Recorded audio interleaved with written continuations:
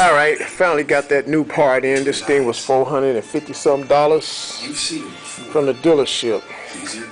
Got brand new O-rings on it right here. 1, 2, 3, 4, and 5. Oil cooler. So oil flows through the engine, through here, and through here. And then you got the water passages and stuff that flows through here. Here and here.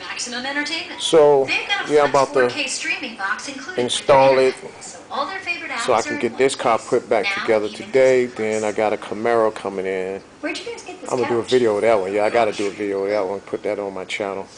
Okay, yes, 2011 Chrysler 200.